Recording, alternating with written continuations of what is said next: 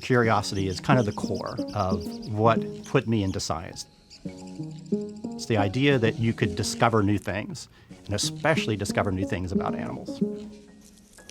The red-cockaded woodpecker is not impressive physically. What is special about them is their ecology and their social system.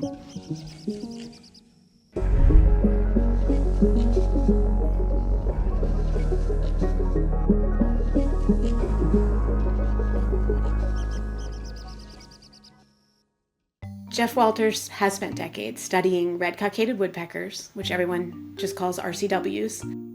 I wanted to work with Jeff as my advisor because of the quality of his research. We all learned to listen very carefully and really value the few words that he would very carefully communicate to us.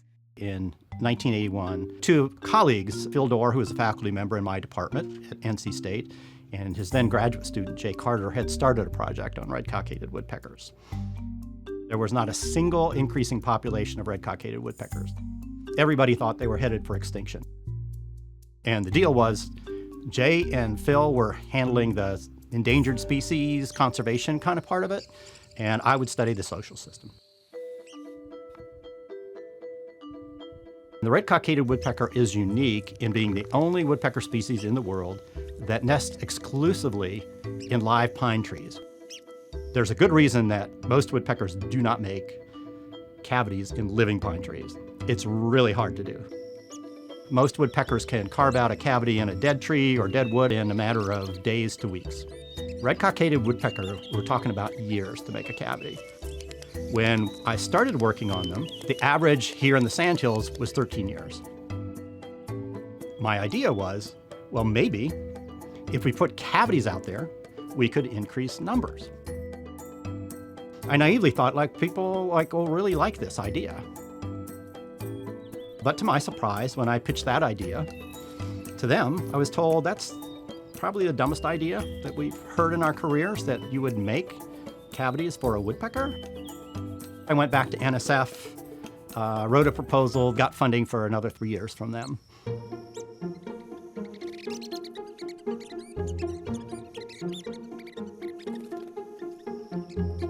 Here in the Sandhills, where we are today, we set up 20 sites. So up on a ladder with a power drill, what could go wrong, right? That was the idea. And we put these in, and then we had 20 controls, and we got 19 out of 20 new groups. Occupied 0 for 20 in the controls. And at the time, that was the largest increase ever recorded in a red-cockaded woodpecker population. And this was over a 2-year period.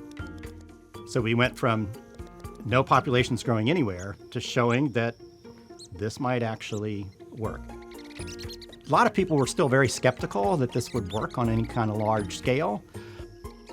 But there were 2 places that were interested in seeing if it would work. Marine Corps Base Camp Lejeune in coastal North Carolina and Eglin Air Force Base in the Panhandle of Florida were really interested in us coming in there and doing that. The issue with military training and RCW recovery was that because so little was known or understood about why the red-cockaded woodpecker continued to decline, there were a lot of rules in place about what you could and couldn't do near them. They really wanted to recover the species. They wanted to get on the right side of that equation, so we just started off doing it, and to their credit, they were fully committed to it from the beginning and have never changed. Still, to this day, committed to it. If we look at what has happened under the new management paradigm, first at Camp Lejeune, started out with 26 family groups. We have over 140 now. At Eglin Air Force Base, we had a little over 200, have over 500 now, and that population's been declared recovered. More than 70% of the populations of red-cockaded woodpeckers increased. I would definitely say that study he did and his understanding of RCWs was what shaped that recovery plan and made it so effective. If you make me talk about this too much, I'll start crying. I never imagined, when I started out, that Again, it was just curiosity at first. I love studying animals. I never imagined that I would do something that had an impact.